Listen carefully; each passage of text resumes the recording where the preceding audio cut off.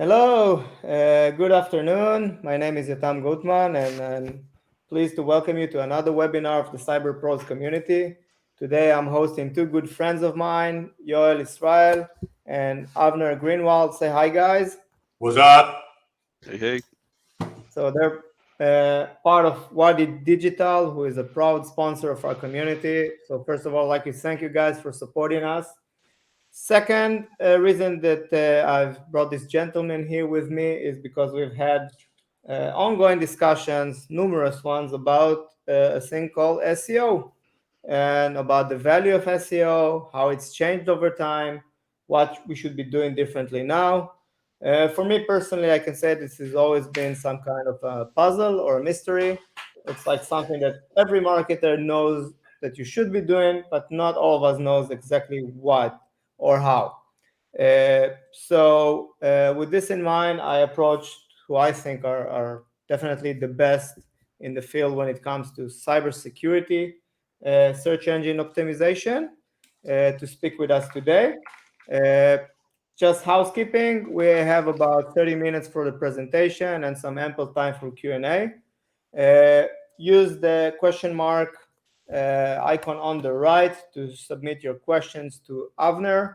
He'll answer them in detail. If you want additional information, you can reach out to him via email.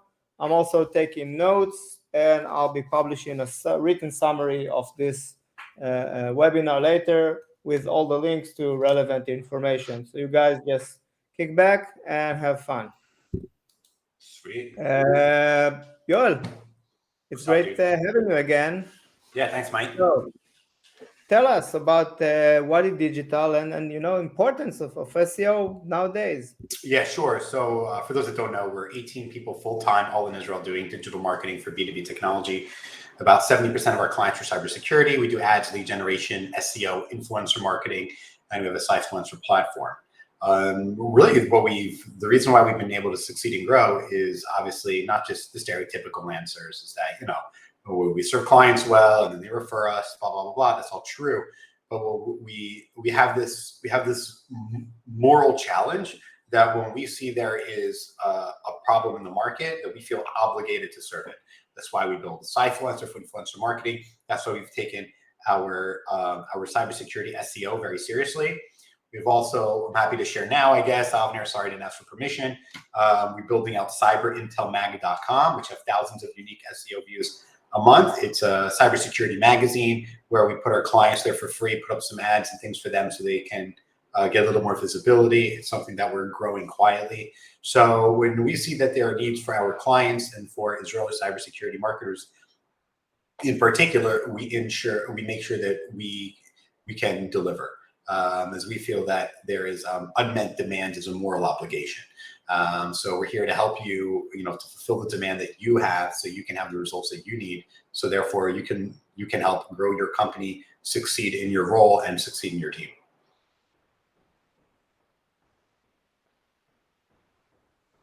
Terrific. So again, great having you aboard. Avner is a good friend of mine. We've actually worked together on some projects, so it's great seeing and talking to you again. And Definitely. from what I recall from our previous interactions, you know quite a bit about SEO. A little bit. Quite a bit. Yeah. And A little tiny bit. you prepared a presentation. I will stop you at certain points when I have, burning questions. Also for our audience, this is the time to submit your question. You can do it during the presentation. It's quite a complex issue. I don't think we'll cover it all, but we've tried to condense everything to this time frame, so at least we get all the bases covered. So yes, Avner, take it away. Awesome. So welcome everybody. Bear with me. It's my first webinar ever, so good luck to us all. A bit of the overview. We'll be reviewing a bit about on-site SEO, technical and content-wise, a bit of off-site SEO, and we'll give you a couple of tips how to choose your next SEO provider. Let's jump into things. So everybody probably know what search engine optimization is. The methodology in this presentation is mainly for Google, but it's the same basically for other search engines as well.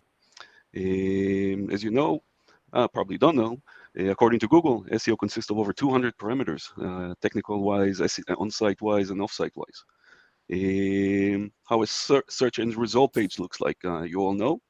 This is what you get when you search for WadiDigital. You see the ads on top. Usually you have about 3 of those ads there.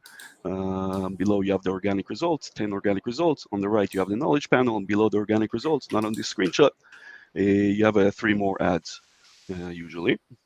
It depends on the keyword you search for. As you can see, Google has been revamping their algorithm throughout 2021. These are only the big updates they've done. They're also doing tons of, I don't know, millions, hundreds, I don't know, of other updates throughout the year. The 2 main ones this year where we saw the most fluctuation on the rankings are the July 2021 core update and the June 2021 core updates. Usually Google has about 3 or 4 of these a year. We're not too sure why they did it twice month over month, but we know they did. And we saw a lot of fluctuations. Not for every single Google algorithm update, you'll see fluctuation in your keywords rankings. For some of them you will, for some of them you don't. Some of them have to do with your niche, some of them don't have to do with your niche. So a bit about technical SEO. My first tip for you is listen to Google. Sign up to Search Console, follow up on alerts. This is a free monitor for your website. Google will alert you if you have issues with mobile pages, with core web vitals, page experience, anything. Listen to Google. That's the main tip I have for you. Sign up for Search Console, free monitor. Again, listen to Google in terms of site speed, page speed, Insights tool by Google. Don't use other site speed tools. They check things a bit differently. Currently, I can say, not with 100% guarantee, but with a high guarantee, the page speed insight tool is not part of the Google algorithms. It doesn't mean it won't go into the Google algorithm later on this year, next year, in 5 years from now. But we do know, and we do see that Google have been working on this page speed insights tool, and they've been updating it. You don't have to reach 100%. For mobile or desktop scores on the site speed tool. Optimal desktop score should be over 80 and mobile over 50%. I do recommend of you looking into your competitors to see what their site speed is. And if they have a better site speed than yours, improve yours. Content management system generated pages. I don't know if a lot of you are familiar with this, but WordPress, for example, creates a shitload of pages on your website, which Google basically crawls them, but they're not used for anything. They're used for CMS stuff. So don't waste Google's time crawling irrelevant pages. Bring Google to what's relevant to your users. What I suggest, type your website. If you have a sitemap plugin or one of the SEO plugins for your website, you'll have a sitemap generated like you see in the screenshot here. Not sure you guys can see my mouse, but I'll think you don't. You can't. But look through these sitemaps. Each one you click on, it will get you a whole list of URLs relevant to that sitemap. Check every single page you have. You'll find some pages probably you didn't even know existed on your site, which your site is not linking to perhaps. In the end, you want your sitemap as clean as possible, only with real life pages. For example, in this screenshot, you can see the resource format. It's the third one from the bottom, resource format sitemap.xml. There is a resource sitemap if you look third one from the top. This one was actually created, the one on the bottom was actually created by the CMS. It's not relevant. You should omit it from Google. So check your sitemaps and clean them out. Keyword tracking and follow-ups. You need to track your keywords. There's tools, they're usually paid tools. I wouldn't use free tools. SEMrush, Ahrefs, RankRanger, etc. We actually use SEMrush. We also have accounts with Ahrefs.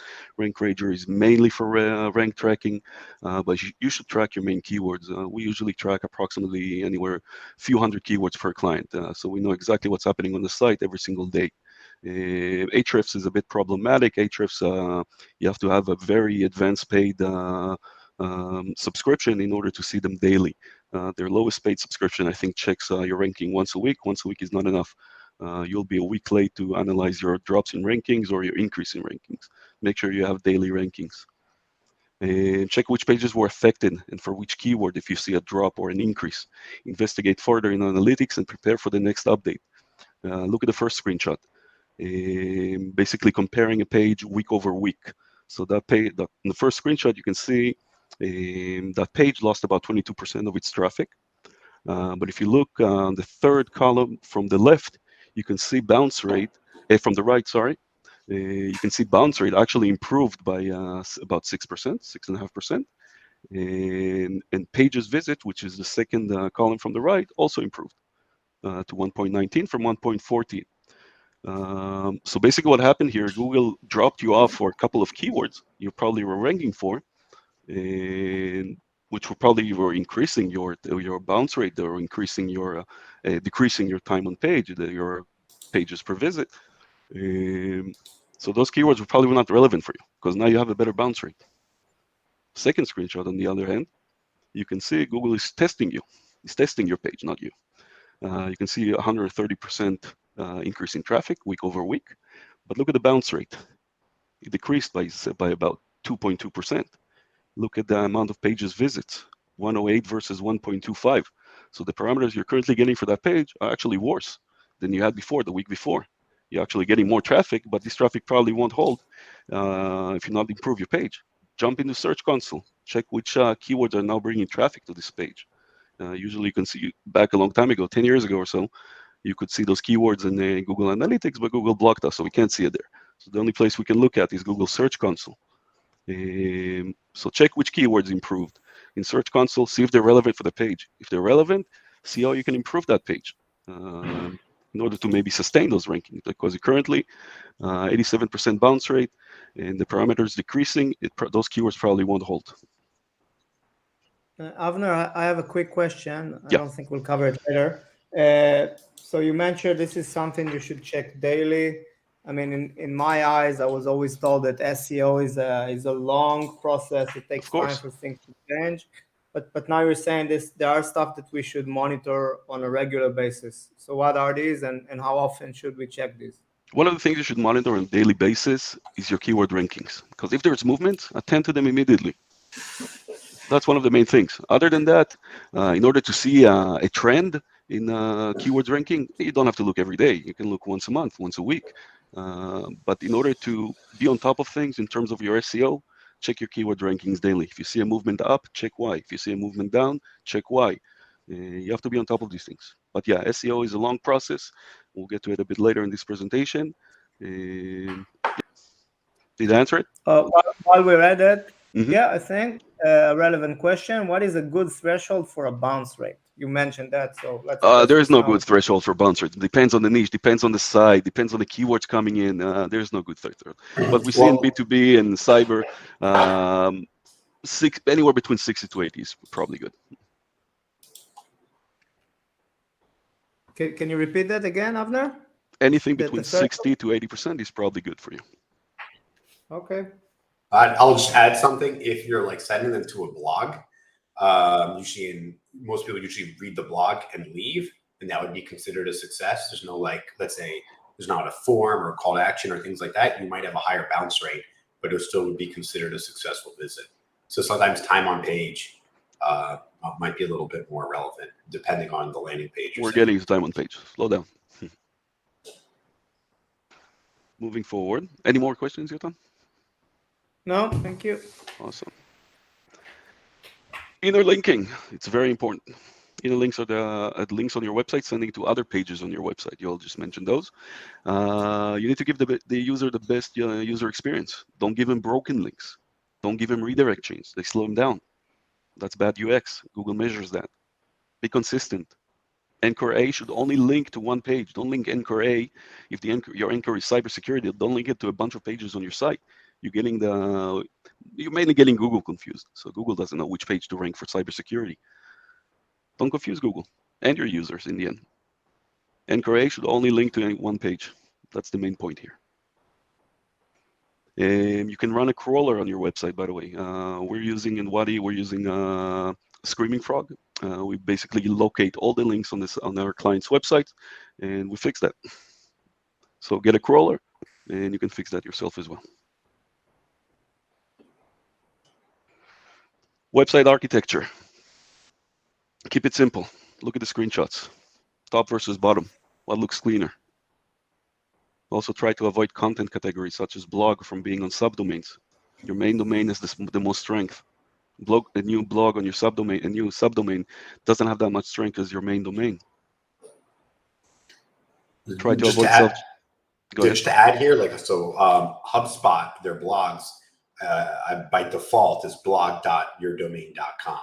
Correct. So if you want to take the strength from was just elaborating a little, the strength from your blogs and bring it over to your entire domain to affect the rest of your pages, it's important that your SEO is not using your blogs are not having a subdomain. Rather, it's using just the main root domain of your website. I'll add to that and say there's no added value whatsoever in terms of SEO of having your blog on HubSpot. There's some conversion probably pluses, but because HubSpot can track better things. But in terms of SEO, there's no added value of having your blog on the subdomain. Also try to avoid self-generating CMS categories. We saw those before when we looked in sitemaps.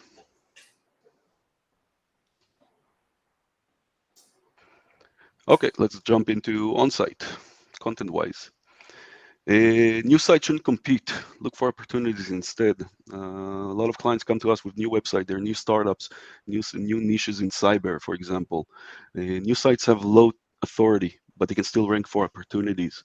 Evergreen content is not an opportunity. Evergreen content, I hope everybody knows what that is, but that can be like an FAQ section, a page explaining your niche. That's evergreen content. It's not an opportunity. Everybody writes evergreen content. So if somebody has a little bit more authority than you, you'll never rank. They'll rank. Emergency alert, on the other end, get it ready before it happens. And has anyone posted anything about Facebook, WhatsApp downtime already? I don't know if anybody of our listeners are having to do with downtime management. But let's say this can be an emergency alert. You can have this content ready, not specifically about Facebook or WhatsApp, but you can have this content ready and add the company names later on about their downtime. And how important it is not to have downtime. I think they were down for like 4 or 5 hours yesterday, if I'm not mistaken, which is a long time. Not a long time for Facebook or WhatsApp, but what if we're a smaller company or a bigger company? I don't know. Examples you can see here from the screenshot. You all mentioned it earlier, Cyber Intel Mag, our website. If you look at the blue spike, this is a screenshot from Search Console. If you look at the blue spikes, these are actual users clicking, reaching the website. So Cyber Intel Mag is a news site about cyber stuff. And if we publish early enough in the morning, we get these spikes you see on the left side of it around June.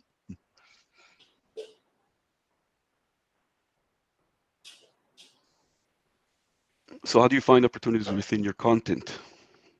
Search Console can show you queries your content could rank for. Look on the left side, a screenshot. These are queries ranking for approximately 50th position, and you can see how much impressions they're generating. They're not generating any clicks. If you look on the right, this specific blog post was launched in around end of June, and toward the end of July, I don't remember the exact dates. I'm trying to read it. It's a bit, but about a month later, we basically went into Search Console, saw the type of keywords were highlighted in yellow, which can get impressions. We revamped our blog. It actually went off air for a couple of days, as you can see the drop. It shouldn't have happened. We should have kept it live, but it went off air for a few days.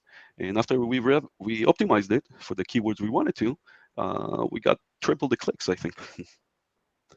So a few weeks after you publish, look into the queries who got low rankings, optimize, gather more data, and optimize again.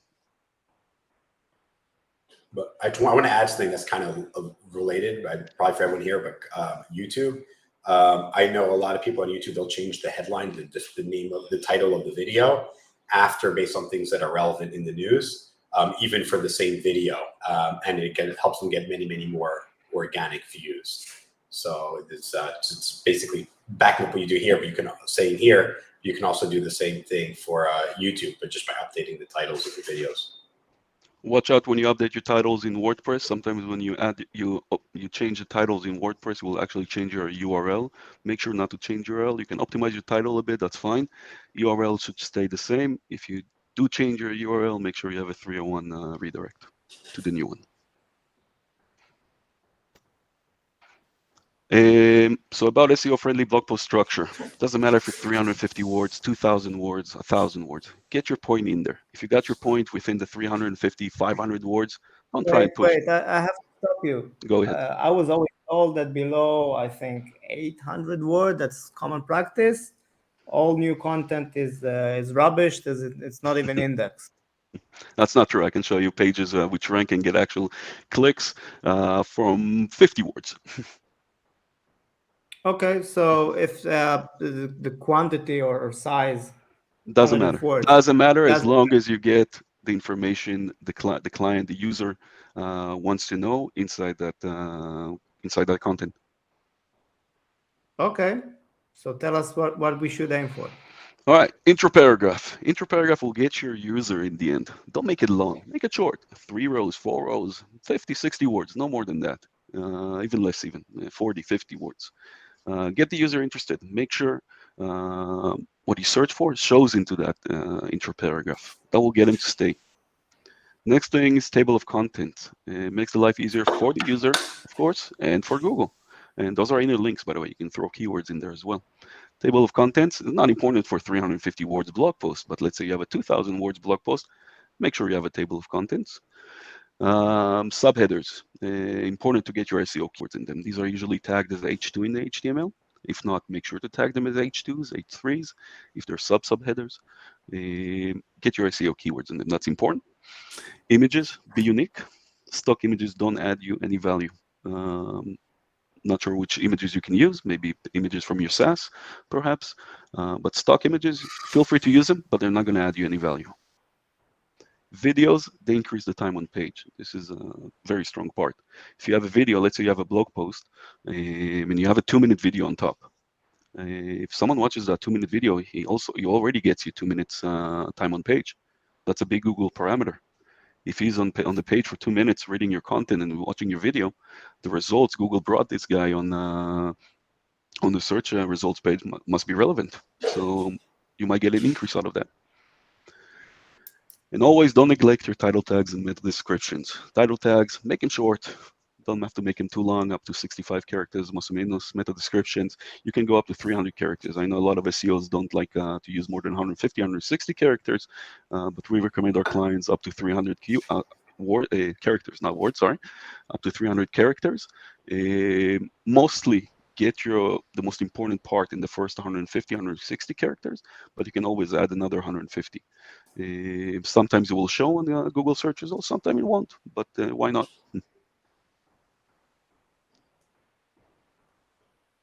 Let's talk about a bit of offsite SEO. Short-term versus long-term. When companies do a lot of link building operation in the beginning of the process and throughout the process, you have to make it look good in the end. What you're currently seeing on the screenshot, Hermetic, is the blue line. Avner, go ahead. if you can just please go back, so we have a relevant questions about table Sure. of content. Yeah. So is there a way to best structure the table of content for SEO purposes? Just a regular enumeration, or does it need special tags within the TLC, I imagine? I'm trying to remember if there's no specific tags. In the end, it's only links, anchor links, which jump to different parts of the page. I would suggest putting the headers, jumping to different headers throughout the page. So use the same header used on the content as an item on the table of contents. But in terms of coding, no. All right, thank you. Going back to offsite. Okay, so on the blue line, Hermetic, one of our clients, longtime clients for the past year and a half or so. Green line is one of their main competitors. Their main competitors we saw in the beginning of the process of Hermetic have been pushing a lot of SEO content into their pages. And they've been doing a lot of link building. We're talking about 10, 15, 20 links per month, which were a bit low quality. So straight up from the beginning, I told the manager over at Hermetic, listen, that's what they're doing. We're not going to do the same as them. They'll be on top for a while, but we'll pass them eventually. And that eventually came around September, around September 11, about 3 weeks ago. We finally passed them for 545 tracked keywords. And I'll tell you the truth, we didn't do a lot of link building operations, content marketing operations for Hermetic. We did a few. But Ermelek, I can say, have a great PR, and they're doing great work. I'm going to show you later on when you get this presentation via email from Yotam. You can go into these URLs on the bottom, and you can actually see what our bad links look like, and this is from the competitor. And I can show you the bottom one, www.elmens.com. I'll just show you the header for it, and tell me if you want a cyber-related article on this website. This website has nothing to do with cybersecurity. Has nothing to do with cybersecurity personnel. It's just a site targeting men's.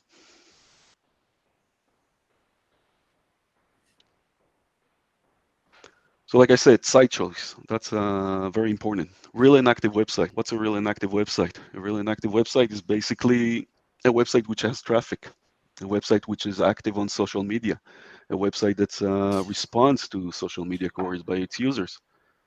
Quality and relevancy of the website and keywords it's ranking for is also very important. We don't want our site, our link or article to be on Elements. We want it to be on Dark Reading or in something like that, or Cyber Intel Mag.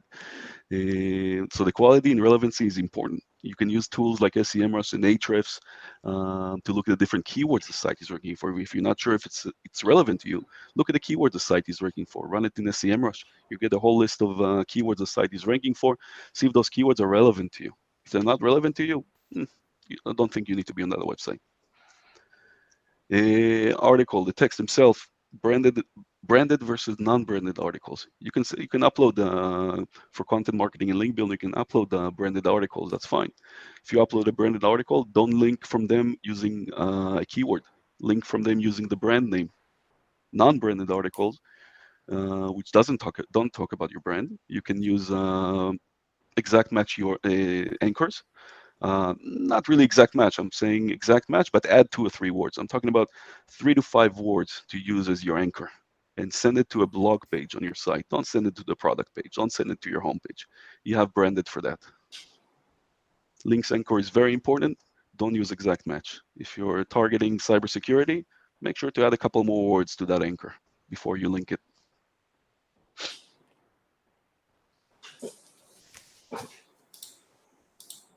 So how do I choose the right SEO provider for my company? Yes, one other question about link building. Again, common practice said that you should paste or publish links to your articles on social media and on other sites. But if you actually copy that same, let's say I'll copy a blog post to a LinkedIn article, it will help my SEO rankings. So what of this is true and what we should be doing on a regular basis? I didn't really understand the question. Correct me if I'm wrong. They're asking how to deal with link building on social media. Well, everyone knows you should use those links and share them on social media. Mm-hmm. Some people say that you can actually post the entire content on social media, because it gets exposure. And other people say, no, it hurts your SEO ranking because Google identified the duplicity and then somehow downgrades it.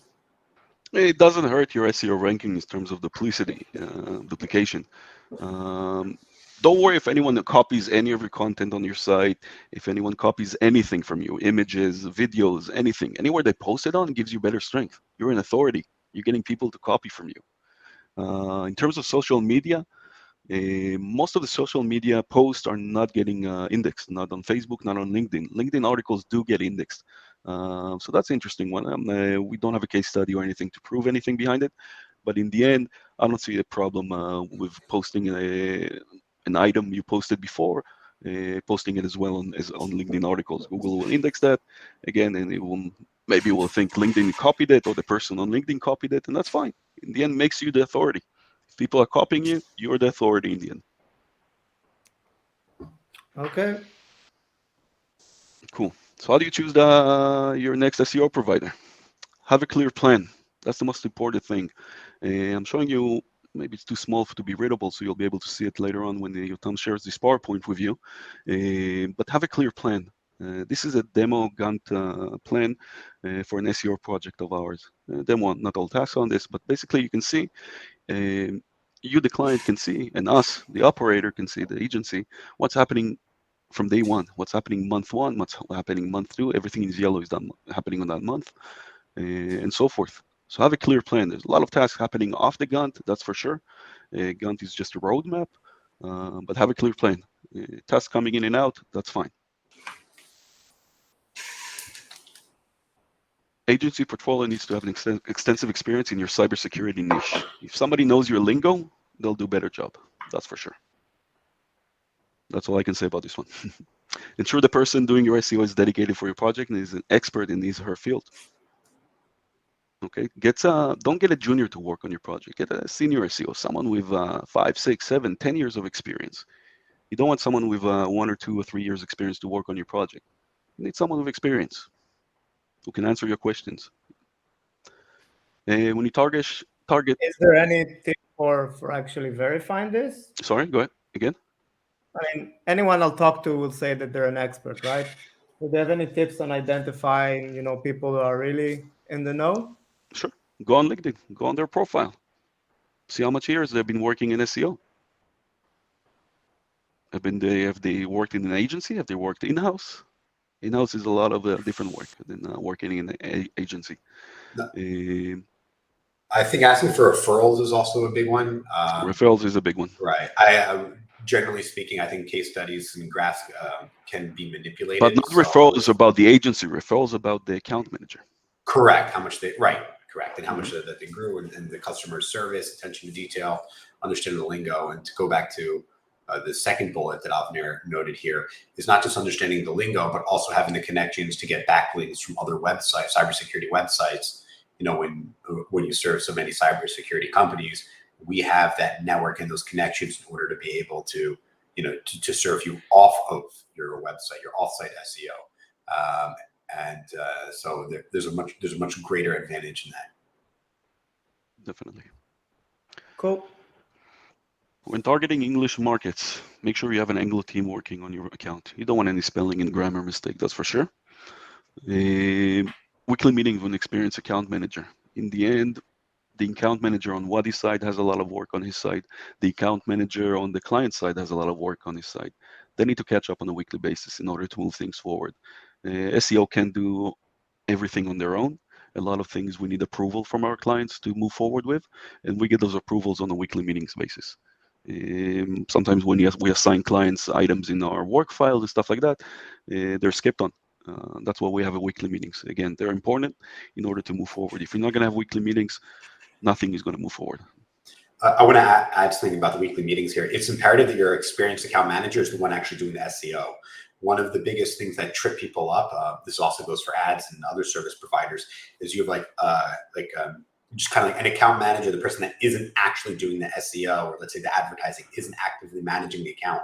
And then they, let's say, might outsource it to somebody else. And then, they don't know how to ask the right questions on your weekly calls or your regular calls, and things slow down, just broken telephone. And there isn't very good strategy going on the calls because the person you're speaking to isn't the SEO technical expert that is actually doing the implementation or managing that the work is actually being done and actually understands SEO. You're just a marketer that's just managing the relationship between the agency and your company. And if you're working with someone like that, you're going to get screwed. Also, I highly recommend go to the LinkedIn profile of the people that you're working with and to see or the business pages and see who is actually going to be doing the SEO. Ensure that they're full-time, ensure that they're in-house, and ensure that they're in the same country that you are. It's imperative in order to be able to get good results, fast turnaround, being on the same page, good strategy, and getting the most out of your weekly calls. I have one question to add to that, and that's for you guys, because I've been on the client side here. I know what to expect sort of from my SEO agency. But in turn for this to work, you mentioned this has to be a relationship. So from your experience, I mean, what does the customer has to bring to the table in terms of resources, bandwidth, attention, to really make this process work? I'll take it. Basically, we usually ask this type of question on a sales call. In the end, we're not magicians. We need things to work with. We work with your site, that's fine. But in order to generate SEO traction, we need content and shitload of content. Content is king. You probably heard that before. The more content you'll be able to provide your SEO, and we provide actual outlines for our clients, outlines for content items which can rank But we do encounter clients which take their time. It's not always their fault, of course, in terms of budgets or anything like that. But in the end, in order to succeed with SEO, it's all about the content. And listen to your SEO about what type of content it needs. It can be a blog article, it can be on-site content, it can be resources, it can be anything. Our job is to guide you. Our job in terms of SEO is to guide you to what content to provide us in order to for us to succeed and for you to succeed, of course. So content is imperative. The more content, the better. Also, link building. Usually, retainer packages don't include link building operations, which are very high cost usually. So make sure to ask your supplier about link building costs. Oh, and dev resources. Last thing is dev resources. Our packages at Wadi do not include dev programming. We do include webmastering work, which basically means anything you want done on your website which your CMS content management system allows for, we'll do it for you. That's fine. But if programming is needed, you need to allow us dev resource. And some things we encounter during technical SEO do require dev resource. We spoke about site speed earlier, and those type of tasks usually require dev resource in order to fix. We'll guide your dev how to fix those things. We have a lot of experience in that, but again, we're not programmers. I know HTML and JavaScript a bit and CSS, but we're not programmers, that's for sure. Right, thank you. Last thing, watch out. Sorry? No, go ahead, Avner.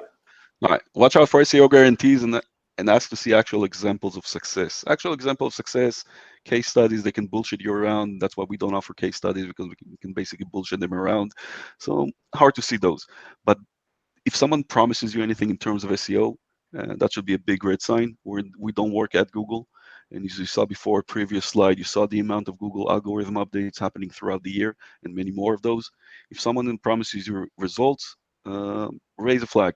And that's a red flag, basically. We don't promise results. In the end, I'm not Google. Tomorrow, there's going to be a new algorithm that will kick us out of, I'm kidding, it's not going to happen. But again, we're not Google, and we can't promise anything on behalf of Google. There are some good questions here, actually, most recent ones. Some are SEO related, some aren't, which I'd be happy to address if there's time. But what are your thoughts about involving the PR agency and SEO company? Does it make sense to bring the two teams together? Yes, now, yes, and yes. Yeah, and how does it need to be orchestrated and dedicated? So I know we talk about that a lot with our clients, but I'll make one comment and then I'll let you answer it.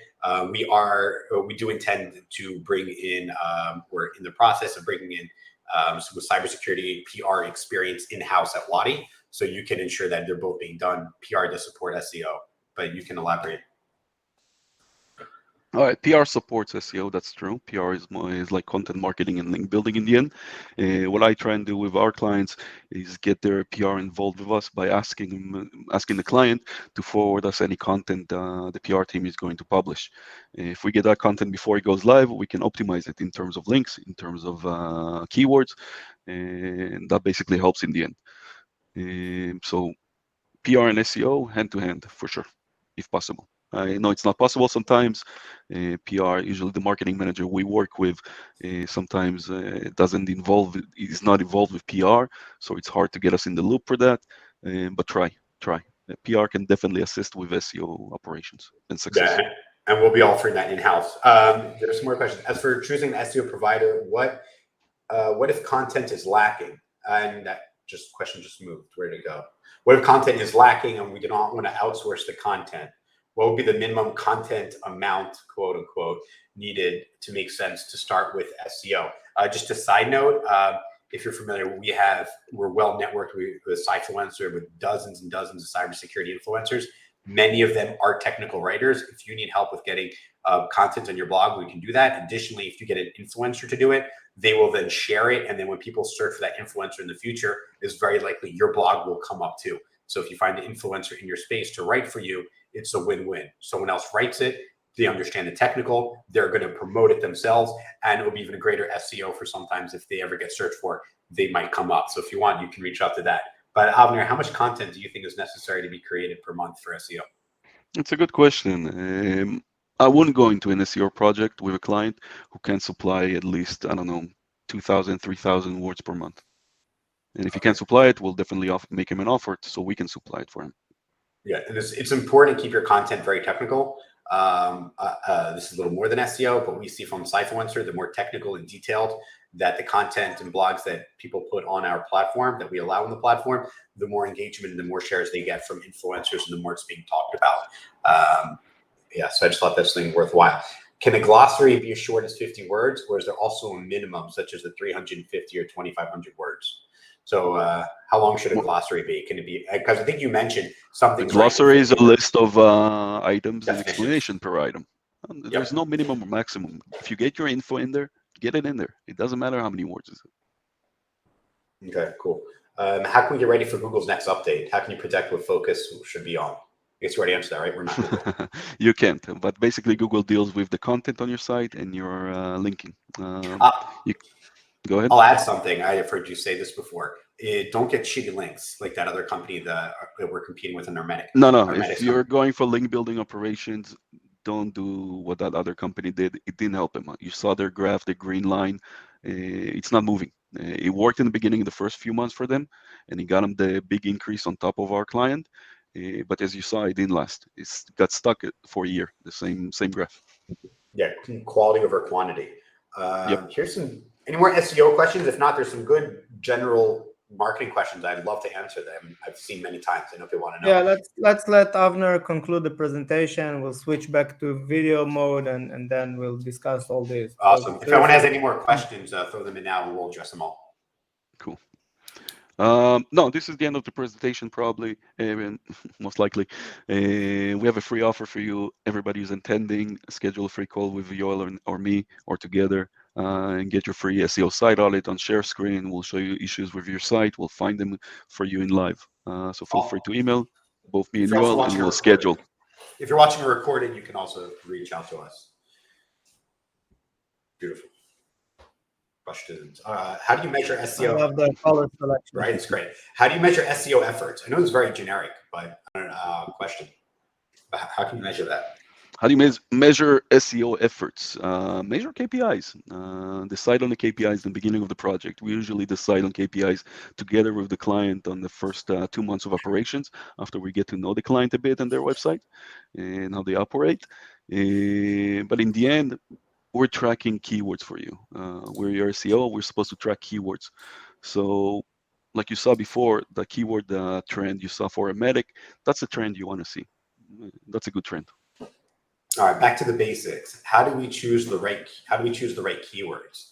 How do we know we're choosing the right ones? Not by looking at competitors and not barking up the wrong tree. How do I build the initial list built on data? Before you answer this, I just want to talk a little bit of the difference between keyword research for ads and SEO, or generally what, as Avner demonstrated in that abridged Gantt chart, what we do is that for SEO, you need to know what keywords are going to send to what landing pages, and then you want to build that plan accordingly. One huge mistake that we find everyone makes, especially if they work with first like a HubSpot agency, an agency that they're not focused on SEO, is they'll take different landing pages and blogs and use your main keywords on those. Now you're competing against yourself for the 10 organic spots on page 1 on Google, and you're screwing yourself royally. None of it will rank. You're wasting all your time. All the tags can be great, but you're competing against yourself in order to rank. On Google Ads, however, you can turn, so that's why for SEO, you need to plan accordingly for your keywords, do a really good job with that, which Avner will touch on. Ads, you can turn keywords on and off.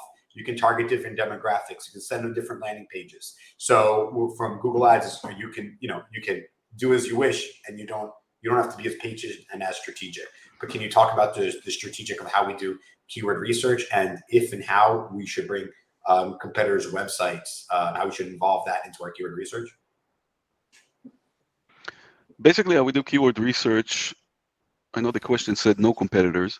So the primary list, how to come up with the primary list to start with, is basically we usually, when we do a kickoff with a client, we hear about everything about their business.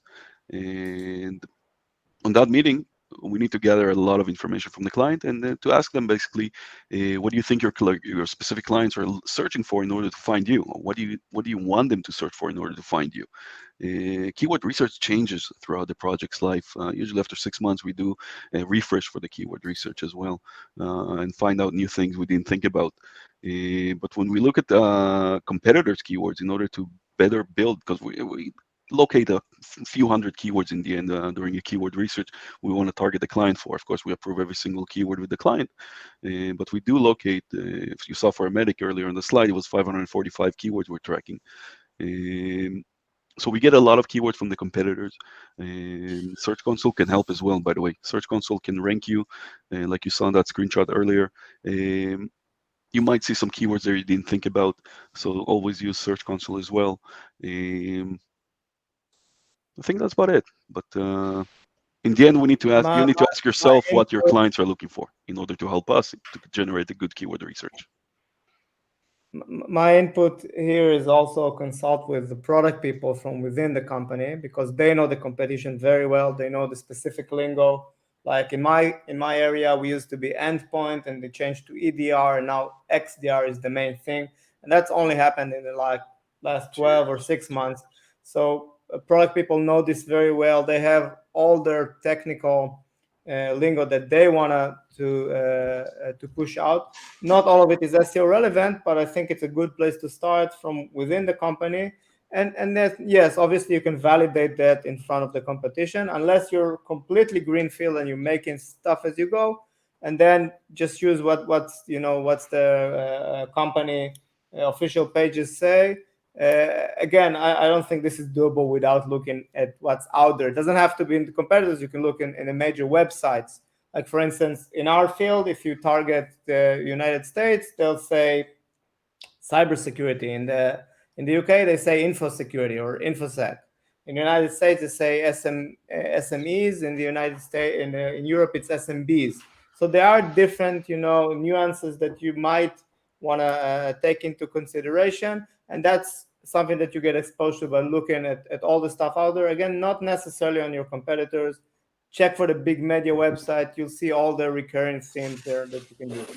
I want to add two things. One, speak to sales and ask them what is the terminology and the main questions and the reservations and objectives that they get on sales calls, and specifically what words are they using, right? So like you give an example, right? EDR or endpoint. How are they? What are the terms that they're using on the sales calls, your prospects? And you want to feed that. You want to feed those keywords. You want to feed those keywords back to into your process, into your keyword research. So that's another way. Also, you can run some Google ads, see what has higher click-through rates. I suggest an exact match, and you can maybe kind of get an idea from what keywords to go there. Some SEO professionals ask for Google Search Console. Wait. One more note. I want to emphasize on what you just said. You're not too sure if that keyword is good for you or not good for you. Put it on Google Ads. Give it some budget, 20, 50 bucks. Doesn't matter how much. See if it converts. Don't worry about the CTR. See if it converts first. Send it to the money page, see if it converts. If you're not too sure about it, then you can tell your SEO after it worked or didn't work, and your SEO shouldn't target it if it didn't work. I like that money page. Some SEO professionals ask for Google Search Console. GS. What? To ask for GSC, Google Search Console access straight away before even giving you a quote. Is that safe? Don't give him admin. If you give him admin, it's not safe. Don't give him admin. View only. They can't do anything with it other than seeing the data. If you give them admin, they can do some damage. Okay, this is the second part of someone's question. I think is more important. The best option. What is the best option to communicate the real contribution of SEO to business results? So you want to communicate if you want to communicate internally that you're succeeding in SEO, what is the best way to communicate that? Show the leads. SEO is. Show the leads the SEO is bringing. Don't show ranking. Nobody cares about ranking. Nobody cares about traffic. In the end, it's all about the leads. If we're increasing your leads in terms of SEO, you're good to go. If we're not increasing your leads, something is bad. I want to add something though, internally, not to your internal team. your ranking, even though it might not even lead to more traffic, but if you're seeing things coming from page 3 to page 2, you're not going to get more organic traffic because you're not yet on page 1, but you're making significant progress. Again, from page 3 to page 2 is much harder to get to page 10 to page 7. So keep that in mind. And so you do want to internally, when you manage your SEO, that make sure your rankings are improving, your organic. I'll just Organic correct results you for are, 1 second. but of course, conversions internally you want to show, but they need to be patient. If you see the rankings are improving, just say, don't worry, they're coming, so they can understand that. Small correction. It's easier to get from page 10 to page 2. It's harder to get from page 2 to page 1. Oh, even right. That's even more clarifying. What is the best way to track? This is the first part of this question. What's the best way to track conversion with Google Analytics? First click attribution model, last click attribution model, or something in between? It's basically a flat time decay. I think we're tracking goals. Right, but they're saying right. I think this is an overall marketing strategy. I like time decay because when you use Google Ads and all that, I think it's really important because if someone searches for, let's say, EDR, and then maybe they click organically on an ad, and then they click on to Sentinel-1, and then they search for Sentinel-1, and they click and they convert. You want to make sure that how they originally got into the funnel and found out who you were was that they searched EDR. So you definitely shouldn't be last click. That's my opinion. That's my personal opinion. How many okay, this is a little off SEO. I can answer One this. more note regarding conversion tracking. A lot of our clients you'd like to compare conversion tracking in Google Analytics and HubSpot, for example. I think 90% of our clients, over 90% of our clients use HubSpot. The numbers will always be different between Analytics and HubSpot. So don't try and equalize them. It will never happen. Right. You'll waste a lot of time and energy and anger on that. Oh, yeah. A lot of time, mostly, not anger. Yeah. Frustration. In terms of a marketing, this is interesting. Where do you suggest the SEO sit? So if they have like SEO in-house, under the digital demand, or I guess who's managing that relationship, which doesn't have to be in-house. Under the digital, under demand gen, team content, product marketing team, basically. So if we were, what would be the best person to actually, let's say, manage? Next to the CEO, we actually had a potential client before who wanted their SEO to sit in the same room as the CEO. Well, that would be ideal, but let's just say they had to be in the marketing department, and the CEO isn't as adamant about SEO as we are in this room. What within the marketing department would you think is the best place to do it? If there's a large organization, which I'm assuming the person asking is product, demand, or under digital, I have an opinion. I don't think there's a right answer. I think there's some personality. I don't think there is a right answer for this. I would put it under demand. This might sound funny, but I think the people on demand gen are a little bit more patient, understand putting out more organic content, and I think that's better. Of course, product marketing should maybe be involved a little bit in the keyword research and the terminology that's used. You know what I mean? And of course, digital should also be involved. But I think personalities. I think personalities is very important. So if there isn't a right answer, I would use your intuition. But in the end, SEO, if it's in-house, he'll be working with anyone around. I remember when I last worked in-house about 12 years ago, I was running throughout the whole building. Yeah, there you go. Any more questions? Ask them now. We have a couple more. This is not SEO related. How many touch points does it take in the cyber industry from first touch to conversion, specifically demo request? You're going to need about 15 to 17 touch points for someone to give over their information. And by touch point, I mean impressions. That's why it's imperative to be doing SEO ads, not just LinkedIn ads and organic and Google ads, remarketing, Quora ads, Twitter, Facebook, Reddit, the whole 9 yards. A lot of people think, no offense, Avner, SEO is everything, or God forbid, LinkedIn ads is everything. It is so far from the truth. It's so far from the truth. You do need to make sure you are omnipresent, and wherever they look for that, you're there. And I'll give an example.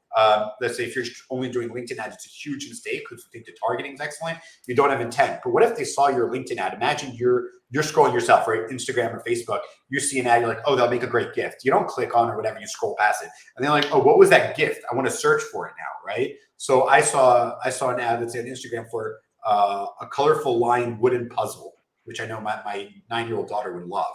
But then I lost it, so then I had to go to Google and search for it. Now, if that company that took the ads out on it, they're the one that got my sale. So it's imperative that you're also using SEO, search, and Google Ads to do everything for those touch points. 17 impressions usually for them to actually fill out a lead is what we're finding, but making sure you have a full marketing and remarketing funnel, we'll definitely bring in those demo requests.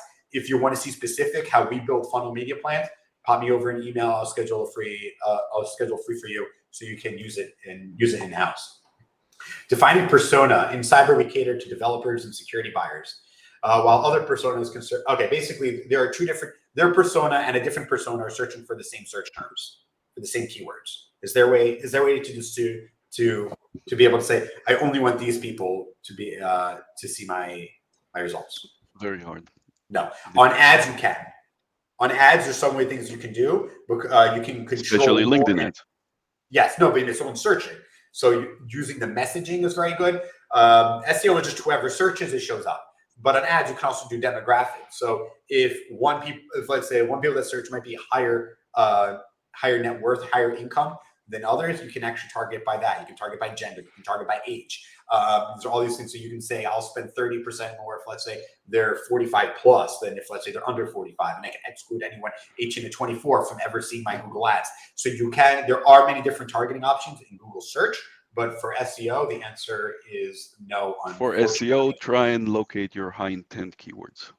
If you have a high intent keyword, try and build in the end. If you get like a 200 keyword research from your SEO provider, try and find the high intent keywords in those and target those. Awesome. Someone asked something similar here to keyword research. Is there anything else you want to add about keyword research? Because you say your keyword research is the absolute foundation, right? And unlike Google Ads, as I mentioned, we can turn them on and off, change them whenever we want, make bid adjustments. In SEO, that doesn't exist. Maybe I think, and since it's the absolute essence of SEO, do you have any more keywords? Anything else about keyword research from the beginning to make sure that you're doing it right, so they don't leave any stone unturned, or God forbid, use the wrong keywords and they have no way of knowing? We basically try and gather, like I said, a few hundred words for keyword research. After we gather that big list of keywords, we basically split them into smaller groups, basically like Google Ads, how they do it. We put them into smaller groups. Groups can be anywhere between 2 or 3 keywords to 20 or 30 keywords. That's fine. And then you end up with, 20, 30, 40 different type of keyword groups. In the end, in order to succeed in SEO for each one of those keywords group, you need to assign that keyword group to a landing page. After you assign it to the landing page, you can go ahead and optimize that landing page, on-site, off-site, everything. Of course, you're not going to have in the beginning of the process, you're not going to have all the landing pages to assign to the keyword groups. And that's where we come into play, the SEO, in order to guide you through the process of creating new content in order to target all your keyword groups. Awesome. Great. Thank you. I think that question concludes it. Yeah. I'm very happy that we've had so much interest from our audience. I think we've touched, more than the tip of the iceberg, but definitely not all of it. So we'll definitely have some more engagements around the SEO. So I'd like to thank Avner and Yoel for spending this time and sharing all these terrific insights. I've took many notes here, so I'm going to publish this. These guys will look into it. They'll share all the links and relevant example in this article. So if it was too small or blurred on this presentation, you could have, more time to look into it. And I think my main take from this is that SEO is very much alive. It still affects our lives as marketers, and we should definitely, take this seriously, do it with professional help, and keep going. So thank you, guys. Have a great day, and we'll keep in touch. Yep. Thank you, everybody. For your review, feel free to message us on LinkedIn or send us an email. We're happy to serve cybersecurity marketers. It's our passion. Bye, guys. All right. Thank you. It's all. Thank you, everybody.